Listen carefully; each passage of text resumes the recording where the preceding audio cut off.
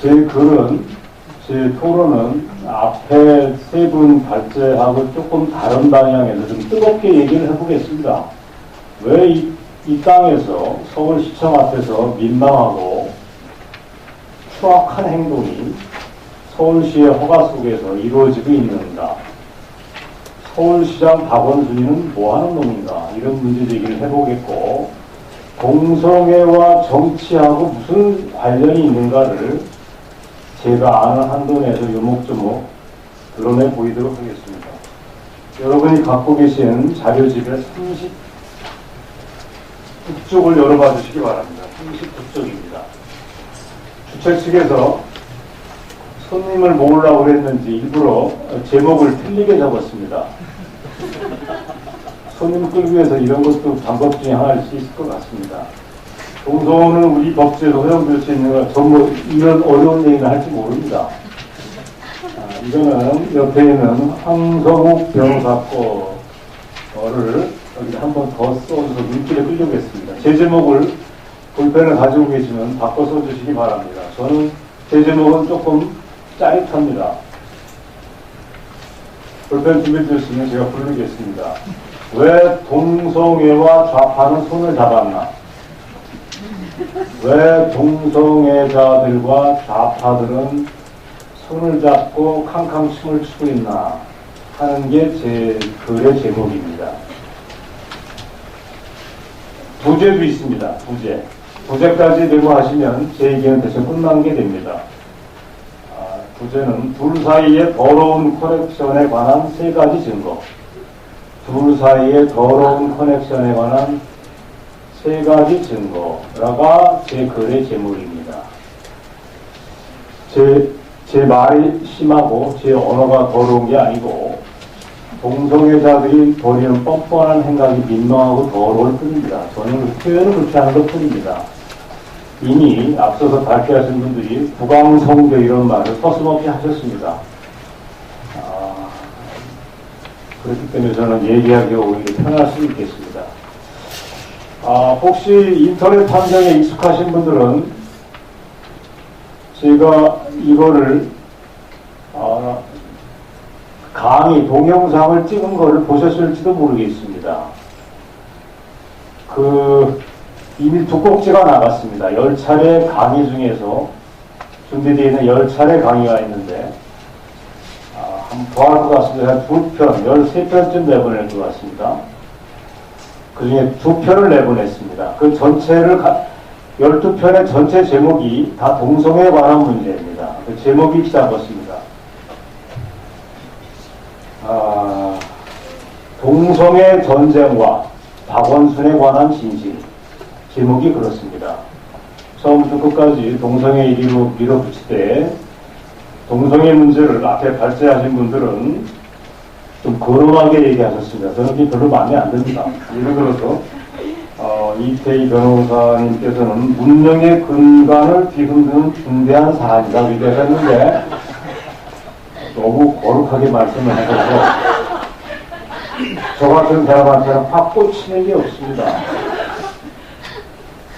문명의 근간을 흔드는데 어떻게 흔드는가 구체적으로 얘기해야 됩니다. 저는 그래서 39페이지 밑에다 이렇게 썼습니다. 제 글의 두 번째 줄 읽어봐 함께 읽겠습니다. 그리고 잠깐만 저를 쳐다봐 주시기 바랍니다. 좀 전에 오늘 사회를 보시는 김기수 변호사께서도 뭐라고 얘기하셨냐면 동성애가 결코 개인의 기호가 아닙니다라고 또 점잖게 말씀을 하셨습니다. 기호라고. 저는 그런 고급스러운 표현을 쓸지 모릅니다. 구체적으로 터놓고 얘기를 하겠습니다. 제 발제 두 번째 줄을 봐주시기 바랍니다. 첫 번째, 두 번째. 동성애야말로 사적인 성적 취향을 떠난 겁니다.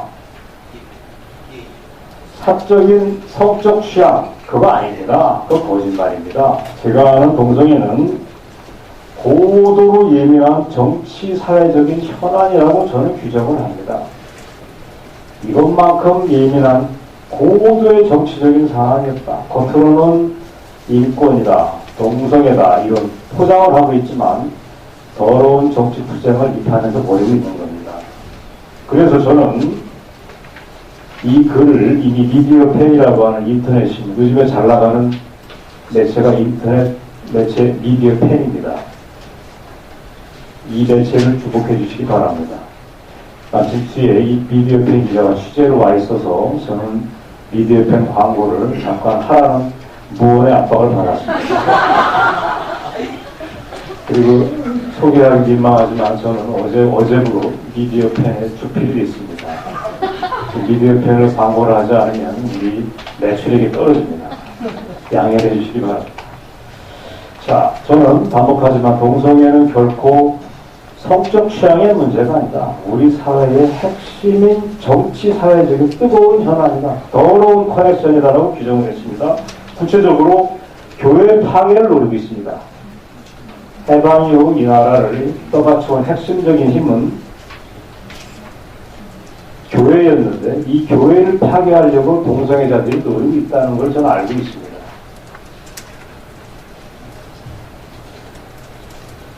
둘째, 교회 파괴를 떠나서 국가 전복을 꿈꾸고 있다고 저는 확신을 하고 있습니다. 국가 전복. 제 말을 철회할 생각이 없습니다. 동성애자들은 아까 동영상에서 봤듯이 성기 모양의 과자를 만들어서 파는 데 목적이 있지 않습니다. 그분들이 노리는 게 궁극적으로는 국가 전복이라고 저는 확신을 하고 있습니다. 저는 말은 싸납게 하지만 뒷감당하는 소리만 합니다. 제 뒤글에서 왜 동성애자들이 국가 전복까지 꿈꾸는가를 구체적으로 들어보이겠습니다. 그 다음에 사회 분열, 가정 해체까지를 노리고 있습니다. 동성애라고 어떻게 보면은 민망한 사적 취향에 해당되는 게 이렇게 무시무시한 업무에 덩어릴 수 있는가? 라고 여러분들이 의아하실 수 있습니다. 제가 조금 전에 진행자한테 쪽지를 받았습니다. 오늘 이 자리에 동성애자 단체에서 몇 분이 와서 이 자리를 참관하고 녹취를 하고 있다는 정보를 받았습니다. 신경 안 쓰겠습니다. 제 얘기를 정확하게 듣고 각성을 해주기를 기대합니다. 그 사람들이 와 있다고 하면 저는 오히려 미안하지만 타는 불꽃에 기름을 쏟는 역할이 될 것 같습니다. 자신 있게 얘기를 하겠습니다. 자, 또 하나 제가 미디어 팬 얘기를 했지만 정규제 TV라고 하는 공간 속에서 2번의 강연을 했습니다. 근데 제가 이렇게 얘기를 했습니다. 핵심은 이런 겁니다. 앞에 얘기를 압축해서 얘기를 하겠습니다. 세상에 좌파는 3가지 종류가 있습니다. 첫 번째, 무식한 좌파. 두 번째, 똑똑한 좌파. 세 번째, 더러운 좌파. 3가지가 있습니다. 더러운 좌파는 동성애자 무리를 가리키는 저의 카테고리입니다. 동성애자들은 더러운 좌파들입니다. 첫 번째, 무식한 좌파는 누구냐? 위헌정당으로 결정이 나가지고 헌재에 의해서 해산된 구통진당원이었던 아로 조직의 숙의 이석기 같은 녀석이 바로 무식한 좌파입니다. 그 걔들이 하는 건 뭐겠습니까? 무기고를 탈취해서 나라를 전복시키겠다고 하는 게 철진한 헛된 꿈을 꾸고 있는 무리들이 있습니다. 그런 친구들은 우리가 기꺼이 감방에 보내야 됩니다. 이석기 감방에서 지금 썩고 있습니다. 철설기를 기원하겠습니다. 그러나 새로운 유형의 좌파가 우리 땅에 무지하게 많습니다. 저는 확신을 하고 있습니다. 얼마나 많냐? 이 똑똑한 좌파들은 더 이상 이석기 같은 꿈을 꾸지 않습니다. 무기고 탈취? 그런 걸 왜 합니까?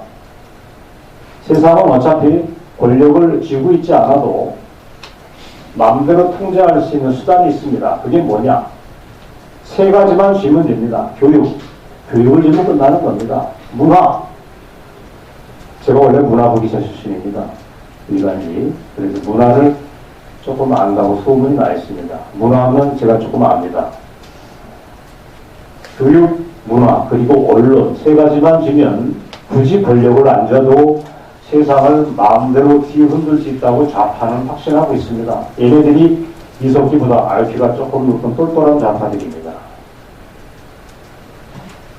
똘똘한 좌파들은 자기가 왜 좌파인지도 모르고 까불고 있습니다. 이런 녀석들을 저는 가르쳐서 좌파라고 굳이 얘기하고 싶지 않습니다. 좌파 정서에 물든 애들입니다. 좌파적인 정서에 물든 애들. 사과로 따지면 사과의 코어에는, 핵심에는, 과일의 속에는 이석기 같은 녀석이 버티고 있으면 그걸 감싸고 있는 게 언론, 교육, 문화입니다. 여기에 종사하는 전교조, 민노총 같은 세력들은 자기가 좌파라고 하면 화를 냅니다. 문재인이라고 어느 당에 대표하는 친구가 공산주의자라고 확신한다는 얘기를 듣고 발칵 화를 내는데 그 친구는 자기가 왜 공산주의자인지 모를 겁니다. 그래서 화를 냈을 겁니다. 제가 볼 때는 얘기한 분이 정확한 지적을 한 거라고 저는 확신을 합니다. 문재인이 공산주의자라고 저 또한 확신을 합니다. 이 플로어에 계신 분들도 그걸 확신하는 분이 많다고 저도 알고 있습니다. 자, 문제는 오늘 우리가 다루는 더러운 좌파들의 얘기입니다. 동성애자들 얘기를 해야 됩니다. 이 더러운 놈들이 어떻게 노는지를 보겠습니다. 자, 어느 순간 제가 39페이지 밑에 보면은 그런 얘기를 했습니다. 왜 어느 순간 동성애자가 한국 사회에서 전혀 언급되지도 않던 동성애 문제가 어느 날 갑자기 등장했습니다. 어느 날 갑자기가 언제냐? 저는 10년 전후라고 봅니다. 10년이 채 안 됐습니다. 어느 날 갑자기 국가인권위원회라고 하는 국가기관에서 동성애자 예방을 얘기하지 않고 동성애자를 인권이라는 이름으로 포장하기 바쁩니다. 이놈의 새끼들 세금 줬고 우리가 혈세를 먹고 사는 놈들이 동성애자를 감싸고 돈다? 상태가 심히 안 좋은 겁니다. 이런 짓을 10년 넘게 하고 있습니다. 그 다음에 국회가 이 짓거리를 하고 있습니다. 차별금지법을 계속 내는 것도 국가인권위원회가 2007년에 처음 냈지만 그 다음에 바톤을 이어받은 건 국회였습니다. 역시 통지다 패버려드리겠습니다. 김재현, 이상규 이런 녀석들이 법안을 새로 도강에서 발의를 또 했습니다. 역시 좌파하고 동성애는 팡팡춤을 잘 춥니다. 둘이 친합니다. 제 표현에 따르면 더러운 커넥션을 오랫동안 유지하고 있습니다. 그 다음에 결정적으로 서울시가 깨어 있습니다. 자, 국가인권위원회는 법무부에서 독립한 국가기관입니다. 국회 헌법기관입니다. 중요합니다.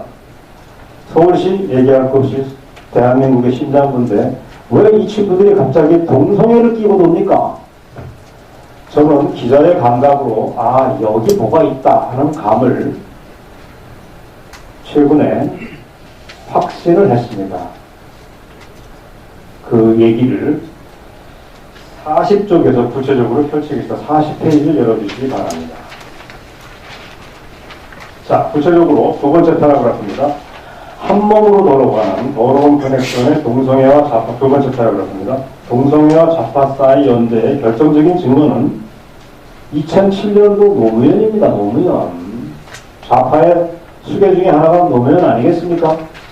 이 노무현이가 2007년이 무슨 해입니까, 여러분?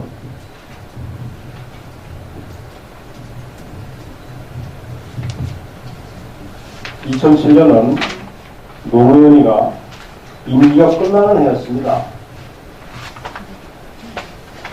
임기가 끝날 때 노무현이가 했던 얘기 중에 하나가 다음 정부가 어떤 정부가 들어설지 모르니까 대못을 박아주겠다라고 했던 걸 여러분이 정확하게 기억을 하실 겁니다.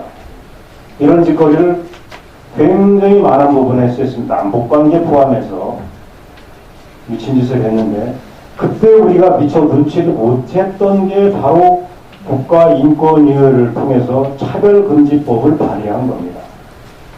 저는 이거야말로 노무현이 우리 사회에 끼친 악영향 중에서 어쩌면 가장 큰 거라고 하는 간언을 합니다. 우리가 막아내면 문화의 대못을 뽑아낼 수 있지만 막지 못할 경우 국가적인 재앙으로 이어질 것이라고 확신을 합니다. 핵심은 이런 겁니다. 아까 발제자께서 말씀해 주셨지만 차별금지법이라는 게 이런 겁니다. 목사를 교회에서 청빙을 하는데 동성애자임을 알고 청빙을 하지 않았다, 거부했다 그러면 그 교회에는 2년 이하의 징역을 때리거나 1천만 원 이하의 벌금을 때리는 것, 형사처벌을 한다는 얘기입니다. 신학교에서 동성애는 죄라고 가르칠 경우도 똑같은 형사처벌이 주어집니다. 이것이 교회의 반대로 다행히 무산되어 있습니다. 복잡한 과정을 거쳐가지고 2012년 그리고 2년 전인 2013년에 드디어 아까 얘기한 김재현, 이상규 이런 허접한 놈들이 이 법을 보강을 해서 또 다른 차별금지법을 만들어냅니다. 여기에 동조를 한 친구들이 우리가 아는 이름들이 많이 있습니다. 새민년이라고 하는 야당, 예, 국회의원으로 있는 임수경이, 민병두 이 녀석하고 저랑 같이 근무했습니다. 옛날에 문화일보에서. 잘 압니다. 본인은 뻔뻔하게 왔다 갔다 하는데 저는 그 녀석의 실체를 알기 때문에 굳이 언급을 안 해도 그 녀석 가슴이 뜨끔하다고 알고 있습니다. 임수경 통일의 꽃인가 무슨 꽃인지 모르겠지만 임수경이, 민병두, 정창래, 입이 더러운 놈이죠. 이 녀석은 저하고 비슷합니다. 저도 입이 좀 더럽습니다.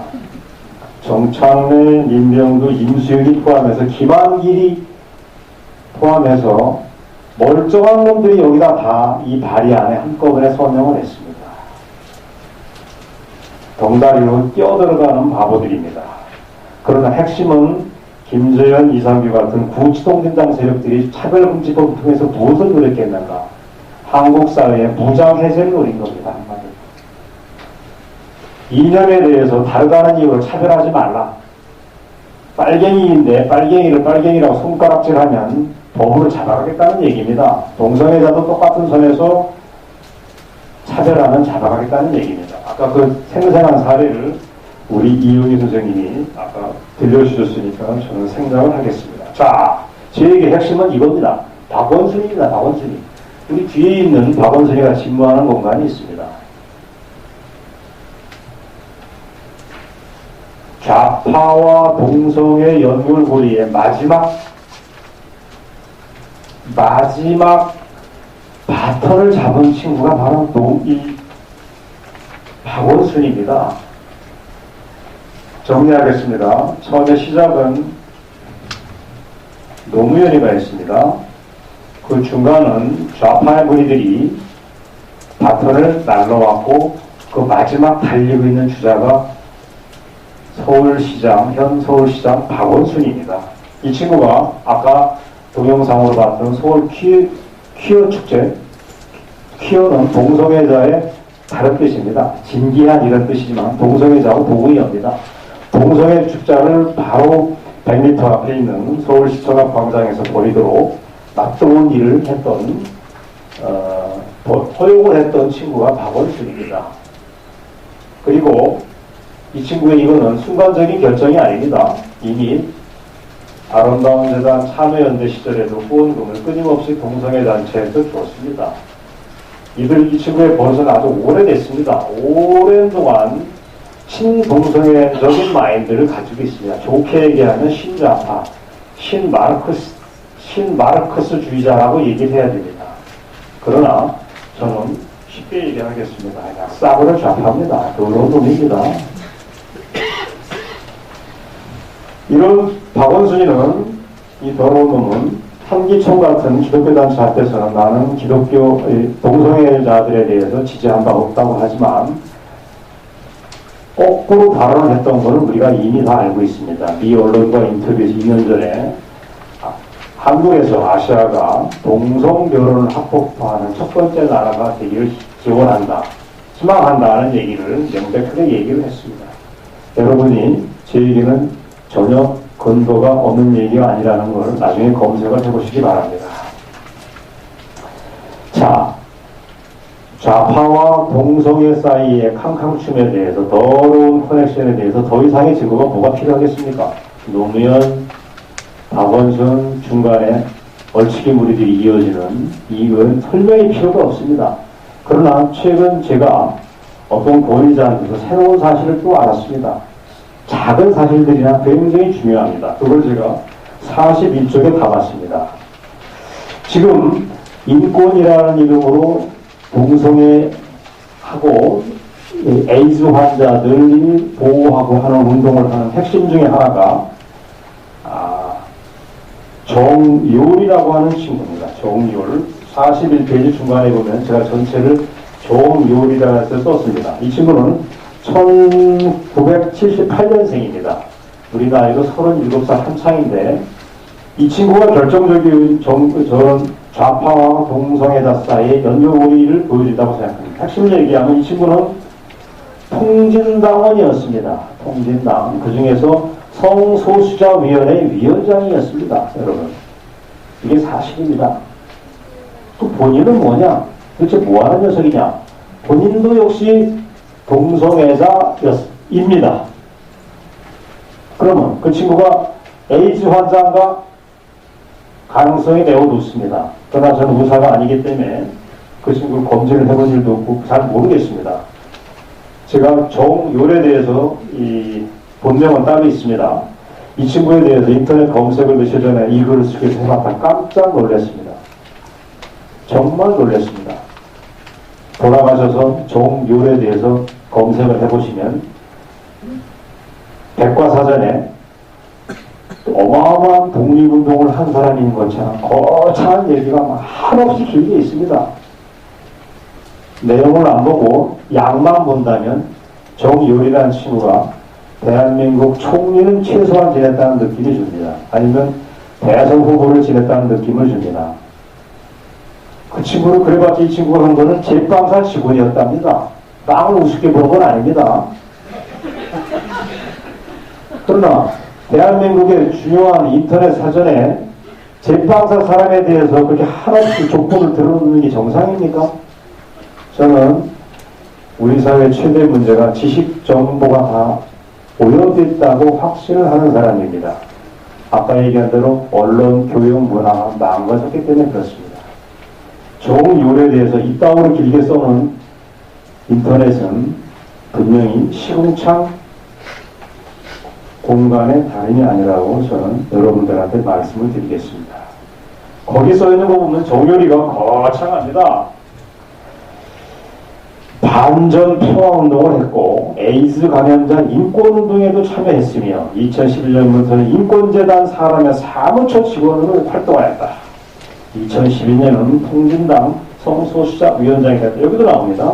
2011년 6월에는 드디어 게이의 호모의 일생을 다룬 다큐멘터리 영화 종루의 기적에도 출연했다. 이거는 맨 앞에 나온 얘기 100분의 1밖에 안 됩니다. 요즘에 공직자로 나갈 사람이 많지 않다고 그러는데 다음 정부에 들어서면, 좌파 정부가 들어서면 이 친구가 아마 총리 후보자로 나가는 것도 괜찮다는 생각이 듭니다. 좌파 녀석들이 민망해서 천도를 안 하면 제가 천도해줄 생각도 있습니다. 이 자리에 와 있는 동성애자, 인권단체 사람도 제 얘기를 참고해서 미리 해주시기 바랍니다. 제가 그 더러운 일을 안 하도록 거들어 주시기 바랍니다. 자, 그 다음에 정율이 말고 또 있습니다. 정율과 함께 또 한 명의 인권활동가 에이즈 환자들을 돌봐주는 사람으로 곽이경이라는 친구가 있답니다. 이 친구는 1979년생입니다. 역시 30대 중반인데 이 친구도 같은 범죄인데 역시 아니나 다를까 까보니까 좌빨입니다. 민노당 당원인데 성소수자위원회 위원을 지냈답니다. 이놈의 새끼들이 하는 게 매번 이따운 짓입니다. 제 말이 거친 걸 용서해 주시기 바랍니다. 때로 어떤 사회 현상이 더러우면 더럽게 얘기를 해줘야 됩니다. 점잖게 해주면 우리가 당합니다. 그리고 얘기하는 제가 마음이 편치 않습니다. 더러운 놈은 더러운 놈이라고 얘기를 해줘야 됩니다. 그게 상식입니다. 너무 점잖을 걸 필요 없습니다. 그리고 이 친구가 뭐 했냐면 또 민노당의 영등포 지구당 대의원 출신이랍니다. 동성애자와 좌빨 사이에 커넥션에 대해서, 더러운 커넥션에 대해서 더 이상의 증거는 굳이 필요가 없다고 봅니다. 이런 증거를 얘기하면 저는 몇 시간도 끌 수 있습니다. 결론을 내리겠습니다. 그리고 곽이경이라고 하는 친구는 학벌도 괜찮습니다. 가방권도 깁니다. 저는 대학원도 아까도 하는데 이 친구는 고려대 대학원에 다녔답니다. 그리고 대학원 총학 부회장도 지냈답니다. 이런 가방권두기님이 이게 허위의식에 빠진 놈들입니다. 허위의식, 가짜의식, 불쌍한 놈들이죠. 한국 사회의 가해자이자 피해자들입니다. 얘들은 우리가 구제를 해줘야 됩니다. 고려대 대학원 부총학생회 부회장까지 지낸 그는 오마이뉴스 기자도 지냈답니다. 아이 이놈의 새끼, 그거 다 했습니다. 그리고 군영법 92조 6항 폐지 운동에도 참여했고 아무튼 근사한 일은 다 했습니다. 제가 볼 땐 역적이 짝이 없습니다. 자, 제 얘기의 결론을 내리겠습니다. 이 친구들은 100이면 100% 반박근혜 정부를 얘기합니다. 왜 싫어하느냐? 박근혜 정부는 반인권 세력이기 때문에 거부한다는 게 이 친구들의 부호입니다. 원하는 거는 굉장히 많습니다. 얘네들이 원하는 거는 어마어마하게 많습니다. 자기들을 복지 차원에서, 무한 복지 차원에서 병이 걸리는 순간 여러분이 낸 혈세로 자기를 끝까지 보호해 주기를 원합니다. 그렇게 시행을 하고 있습니다. 세계 지구 유일한 나라 중에서 우리가 이 나라인데 에이즈 환자로 확인되는 순간 월 600만 원어치의 약값을 공짜로 지원해 줍니다. 사실입니다. 최근에 들은 얘기입니다. 동성애 반대에 최전선에 서 있는 게 에스더 기도운동이라고 하는 단체인데 그 단체 통해서 제가 컨닝구를 한 정보니까 100% 맞을 겁니다. 그리고 이 친구들은 어떻게 보면 부러움의 대상입니다. 간병인이 딸린 특실병원에서 입원을 하고 있습니다. 밤에는 학문 성교를 즐기고 낮에는 인권으로 우리를 보호해달라고 밖에 나가서 데모를 합니다. 이런 싸가지 없는 놈 새끼들이 있습니까? 왜 우리가 그 친구들의 인권을 우리가 챙겨줘야 되겠습니까? 우리가 내는 혈세가 그렇게 눈먼 돈입니까? 이 친구들에 대해서 우리가 항의해야 될 이유는 너 끝도 없습니다. 제 얘기의 결론입니다. 동성애 전쟁은 지금 정치, 교육, 문화, 의료 분야를 망라해서 진행되고 있다. 그리고 아까 발제자께서 말씀하신 대로 전 지구적인 현안이다.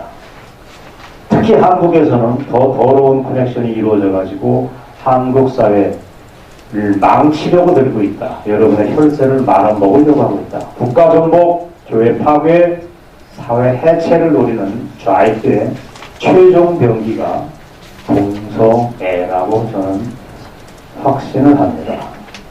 반복하지만 무식한 좌파도 무섭고 똘똘한 좌파, 강남 좌파도 무섭지만 교활한 좌파, 동성애자야말로 무섭다기보다는 몇 개 없습니다. 그 사람들을 우리가 구제해야 될 책임이 있습니다. 제 발제는 이걸로 마치겠습니다. 고맙습니다.